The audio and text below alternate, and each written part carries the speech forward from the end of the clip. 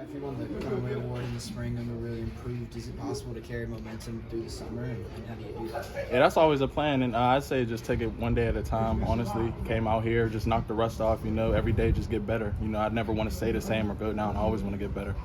Does being close to home help you, or do you find it like you need to kind of distract yourself from wanting to leave the facility and like go back where you're familiar at times? Honestly, it helps me a lot because I'm a homebody. I get to see the people I love. My wives, my mom, my dad, my sister. My grandma. I get to see them all the time. So it honestly helps me.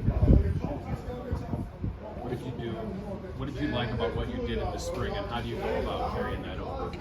Honestly, just giving it 100%, 110% every single play. There's times whenever you get tired and you just gotta have that mentality that like 110%. Like I'd rather, pass out doing what I love than just sitting at home and like, dang man, I wish I would have just gave that extra, 10%. So yeah, just 110% every play.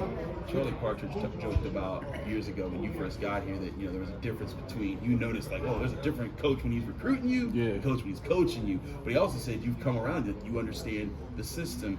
How do you feel you've grown in your relationship with Coach Partridge? Me and Coach P, I remember before spring ball, we had a serious talk to him, and I'm like, when I came in here, he recruited me out of high school. I'm like, maybe.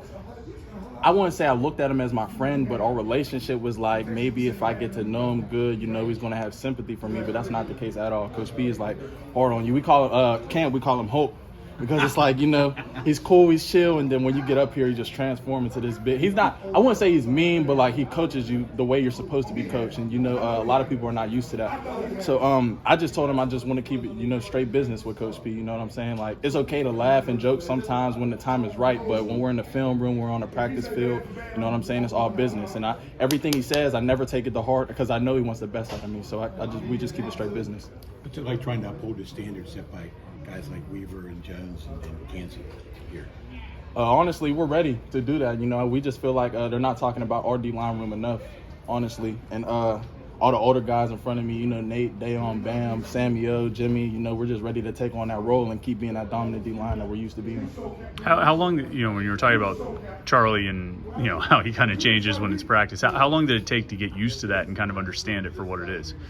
I'd say for me, it took a little bit longer. So probably, the first 2 years that I was here, I would get it and then lose it, get it and lose it. But then one day, I just had to sit down. Whenever me and Coach P had that talk, I thought to myself, like, man, if this is really what I do, I got to really lock in on this. Like, give it, like I said, 110%. So, like, when Coach P's coaching me hard, I'm a very emotional person, like, especially when it comes to football, because this is what I love. This is what I want to do. This is me. Like, I'm a football player.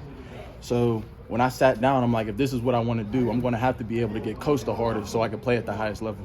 So then when you're out here, today or this month, and you've got a few freshman defensive linemen, if he gets on one of those guys real hard at one point, do you walk over and say, listen, it's all right, you just got to listen to what he's telling you? I had to do it today. I had to pull him to the side, just let him know everything he's saying to you. You might feel some type of way about it now, but in the long run, it's going to help you out so much.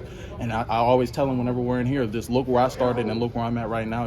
I feel like right now in my career, I'm on the uprise. I'm on the, my dad likes to call it when you're on a roller coaster, when you're going up, almost trying to get to the climax. Were there any older guys who did that for you over the last 2 years? Oh, yeah, of course. They always did it. All the older guys did it. Every time they would talk to me, they would always tell me, pull me to the side and be like, he's not doing this on purpose, he is doing it on purpose, but he's not doing this because he dislikes you or he's picking on you out of sight in the group. He's just doing it because he knows what you're capable of doing. It's easier to transfer now. Was that an option, and if so, what kept you at? No, I would never transfer. I ain't gonna lie. I don't care. My mentality and my mindset is, I committed my sophomore year, and my mindset is like, if I pick something, I'm gonna go with it, no matter the highest it goes, the lowest it goes, I'm running with it. I don't feel like I'm ever gonna transfer. I just feel like if I pick something, I'm gonna run with it, 110%, even if I'm at my lowest. I just gotta do it. That's just being a man. I ain't gonna switch up. Questions for Nate Temple.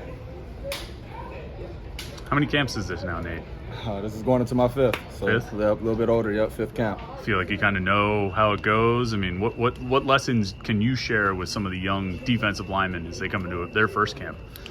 Stay consistent and keep your head up, man. I mean, there's gonna be ups and downs, bro. There's gonna be highs and lows, bro. There's gonna be days where you're on top of the mountain, at the bottom, bro. And the only thing you can do is be consistent, bro. Be the hardest worker, come in, and do your job. So that's what I say. So You've dealt with those. Like, how have you gotten through some of the highs and lows? Definitely been a few lows for me with injuries and stuff. Really leaning on my family, my team, my coaches, and really God too, man. I know that's who got me. That's who you lean on whenever you're in times of struggle. That's when you grab your brothers, and I think that's what we do well here at Pitt, and especially on the defense and the D-line. Can you trust the linebackers? They can be a shifty group. I know the hot boys got it. This guy right here, this is my roommate right here, man. Thick and thin. I do definitely trust the hot boys. Is it weird, in your group, the defensive line, you had several guys who were here for so long, Howard, Desmond, and now, like, a lot of those guys, you're kind of like the last of the group of guys who were around for 2020, 2021, those years. Is it weird being kind of like the last of that group where you're looking at guys like Dayon, even Dayon, he's been in here some years, but still, you've been here for so many rides. Yeah, I was here with Pat and Weave, too. I mean, I've been here for a while, so you can add them in there, too. What I'd have to say, bro, is knowledge. I feel like my knowledge is really well. I chose to learn from those guys instead of, be upset that they were ahead of me and better than me. And I try to go from a learning ear and learn from them because they were great. And they were great mentors. And I try to be the same to the young guys. So that's how we think about that as the D-line. That was a big transition. 2020, I mean, Jones and Weaver were all Americans that year. Yes, and then they're gone. You got to get a new crop in. Now, it's kind of the same thing happening this year, right, where you're replacing some really productive guys. I mean, what's the feeling among the DNs of the next guys who are ready to step up? We're going to work. That's it. We're going to put in the work, and then we're going to show it on the field. Are there things that Coach Partridge challenges you with because you've been here longer, like things he tells you, like even not necessarily like when you guys are practicing, but just like, hey, I need you to be accountable for this and, watch this guy over here and be kind of an ear for me? Yeah, Coach P, he does a great job, man. Especially, man, he wants a player coach, man. He wants us to coach each other because, then you're learning from the coach's aspect, the technique, and you're teaching. So we try to coach everybody up, man. It's been like that since I've been a freshman, and I still feel that here today. How much easier is it to listen to your teammates say that than it is your coach? Both of them. I'd say in the D-line, everybody wants love for each other. So whenever your boy is saying something to you, it's not like he's trying to put you down or point you out in front of the coach. He just wants you to get better. So it's all love. That's how I'd say we feel about it in there. Who do you feel amongst the younger guys has grown the most over the last year or two? I'll say they all have grown tremendously. I don't even know if y'all would consider him young, but I think Nahki Johnson, he is continually growing mentally, on and off the field. He's committed into the weight room, and I'd say he's growing well. But all of them are growing well. I'd say the room's growing on a great pace. Anything else? Cool. It's cool. Thank you.